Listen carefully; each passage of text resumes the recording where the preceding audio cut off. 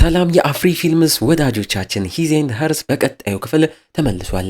ያለፉትን ክፍሎች ያላያችሁ ካላችሁ እዚሁ ቻናል ላይ ስለተለቀቁ እየገባችሁ ኮምኩሙ።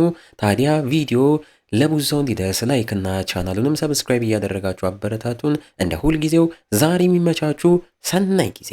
በባለፈው ክፍል በሂዝ ኤንድ ሀርስ የሬቸል ገዳይ እስካሁን እንዳልታወቀ መርማሪዎችም ስራቸውን እንደቀጠሉ ከሬቸል ጋር ግንኙነት የነበረው ዲቴክቲቭ ጃክም የሬቸልን ስልክ እጁ አስገብቶ የነበራቸውን የመልእክት ልውውጥ ሙሉን ሲያጠፋ ሬቸልም ከመሞቷ በፊት ለጓደኛዋ ሄለንም ስለ ጃክ እንደነገረቻትም ሁላ ጃክ ጉዱንም ሲያቅ ሄለንም ለነሱ የበላይ ደውላ መረጃ ሁላ ልትናገር ስትዘጋጅ አናም የበፊት ስራዋንም ለመጀመር ሲነገራት አይተን ነበር ያቆምነው።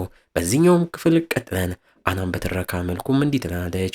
ሰዎች ስለ እናንተ ሙሉ የሚያዩትን ስማችሁን ሁላም ቢያውቁ ውስጣችሁን ግን አያውቁም።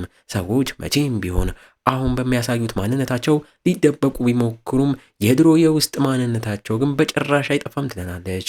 በትውስታም ድሮ ተማሪም እያለች ከነ ሬቸል ጋም ተዋውቃ ምሳ ሰዓት ላይም ሬቸል ሆዬም ብቻዋን ተገንጥላ የተቀመጠችውን ካትሪና የተባለች ሰውነቷ ወፍራም ሆኖ በዛም ታዲያ የምትሸማቀቅን ተማሪም እያየች እዚህ የሚሸማቀቁ ተማሪዎችን እጠላለሁ፣ እስኪ ሃና ሂጂና ጥሪያትን ብላ ተነስታም ትሄዳለች። አናም በየዋህነት ካትሪና የተባለችውን ወፍራሟን ተማሪን ነይ አብረሽን ተቀመጪ ፈታቤም ብላም ጠርታ ብቀላቅላትም ሬቸል ሆዬ ከሄደችበት ተመልሳ የካትሪናን ኮካም ደፍታባት እንኪ የኔን ጠጭ እያለች ሆን ብላም የራሷንም ሰጣት። ለካ ሸር አስባባትም ነበርና ሄዳም ሽንቷን ሸንታበትም ተመልሳ አጠጥታት ሽንቴን አጠጧትም እያለች ታስቅባታለች፣ ታላግጥባታለች። ካትሪናም የጠራቻት አናም ላይ የተበሳጨች ተነስታ ትሄዳለች።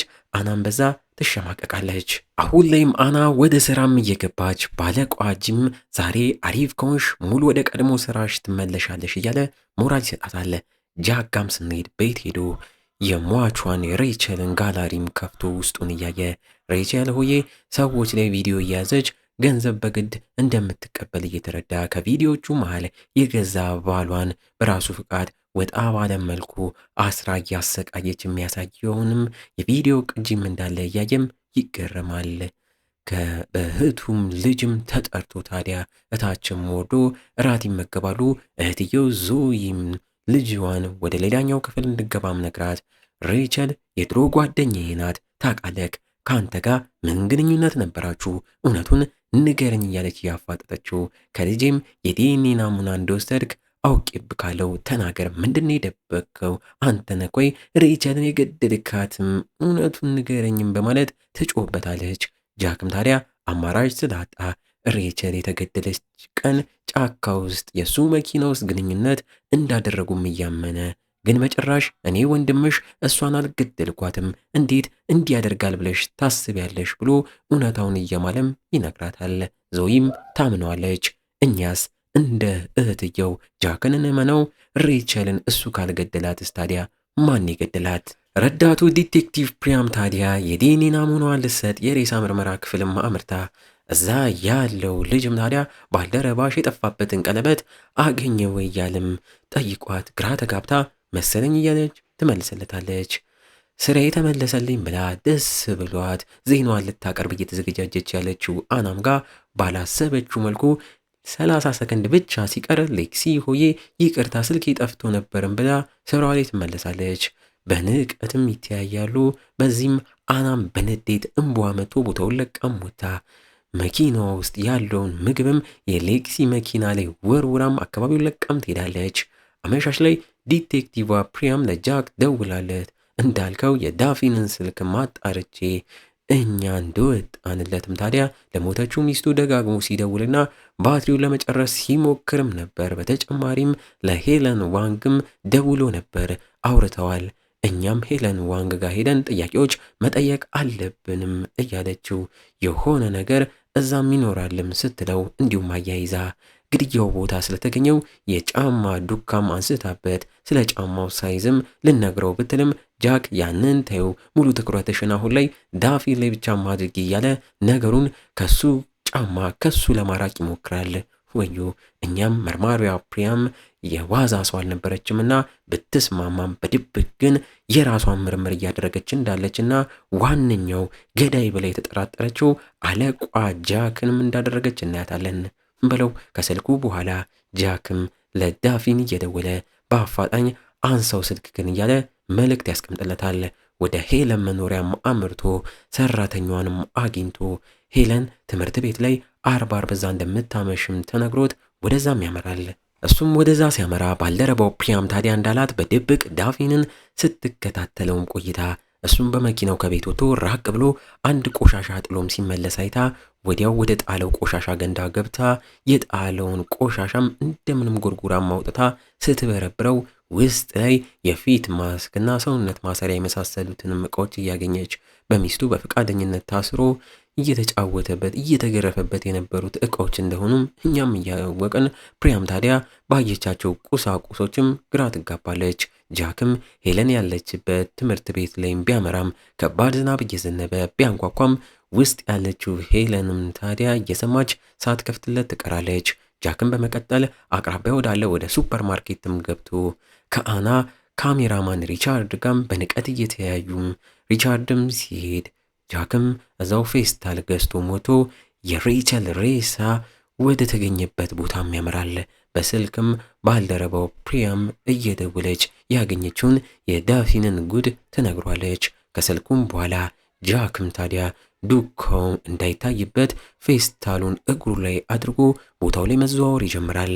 እዛውም የተለያዩ ዱካዎችን ካገኘው በሚል ፍንጭም ካገኘው በሚል ይፈልጋል። የዛኔ ከሬቸል ጋም ታዲያ ሲፈጽሙ ያለ ሬቸል ሆዬ ሚስት አና እንዲነወይ የሚመቻት እያለች ስትናገረው በንዴት ያነቃትና የመታትን ጊዜም ያስታውሳል። ህርፍ ቀጥሎም ከርቀት አንድ መኪናም ሲሄድ አይቶ መኪና የነበረበት ቦታም ሲያመራ የመቃብር ቦታም እንደሆነ እያየ ከኋላም የመቃብር ጠባቂውም ደርሶ ማንነቱን ጠይቆት ይተዋወቁ ስለነበረም አስታውሶት ሰላም እየተባባሉ ጃክም እዚህ ቦታ ካሜራም እንዳለም ሲያቅ ውስጥ ገብቶ የዛኔ ሬቸል የተገደለችም ሰዓት የተመለሰ የተደረገውን የካሜራ ቅጂም ተመልሶ በካሜራውም ሲያይ መቃብሩ ቦታ ላይ አንዲት ጃኬትና ኮፍያ ያደረገች ሴት መታ አንዱን መቃብርም አልቅሳ አይታው እንደሄደችም አይቶ ወጥቶ የትኛው መቃብር እንደሆነም ሲያይ ባልጠበቀው መልኩ የእሱና የአና ልጅ መቃብር እንደሆነም እያየ የዛኔ መታ አልቅሳ ሄደችው በካሜራ ላይ ያያት የገዛ ሚስቱ አና እንደሆነችም ያረጋግጣል። በተመሳሳይ አናም በፊት ስራዋን ማግኘትም ተስኗት ከአትላንታ ወደ እናቷ ወደ አደገችበት መንደርም ዳግመኛ እየተመለሰች ለመንደሮ ላይ ይህን ቦታ ለቃ እንደሄደች ከዓመት በፊት ከጃካም በደስታ የወለዱትን ልጃቸውን እያሳደጉም ነበር። አንድ ቀን ግን ያላሰቡት ነገር እያለቀሰች ያለችውን ልጃቸውን ቤት ለእናትየው ትተው እነሱም ራት ለመብላት የብቻ ጊዜ ለማሳለፍ ይወጣሉ። የዛኔ ነው የመጨረሻ ጊዜ ልጇን በህይወት ያየችበት ቀን። ይህንንም እሷ አሁን ታስታውሳለች። የአናና የጃክ ልጅ ላይ ምን ተፈጥሮ ነው? ሌላ ጥያቄ።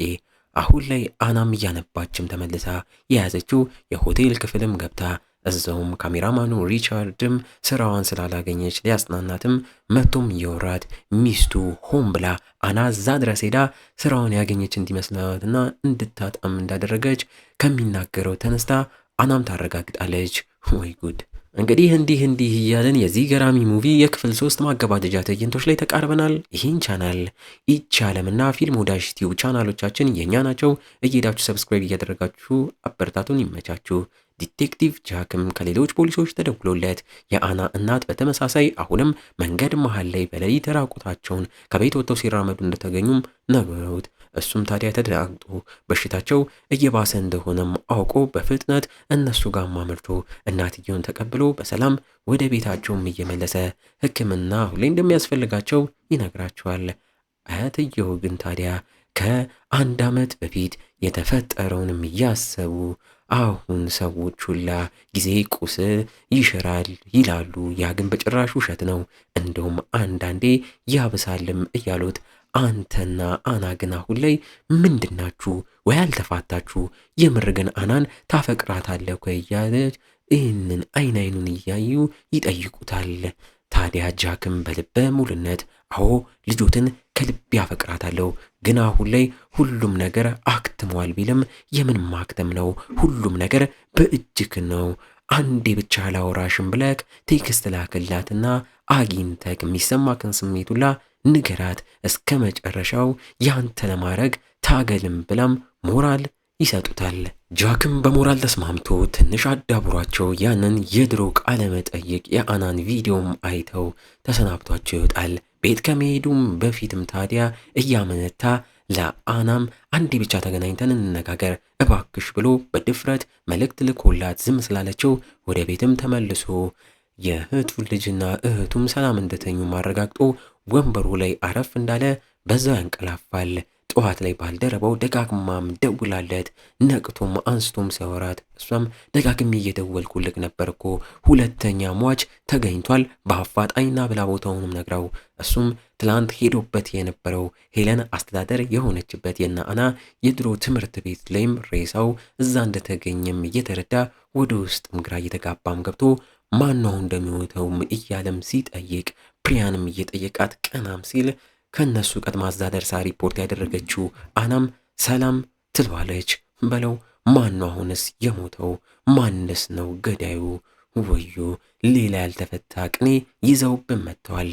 ደሞ ቀጣዩን ክፍል አብረን በጉጉት ለማየትም ጓግተናል።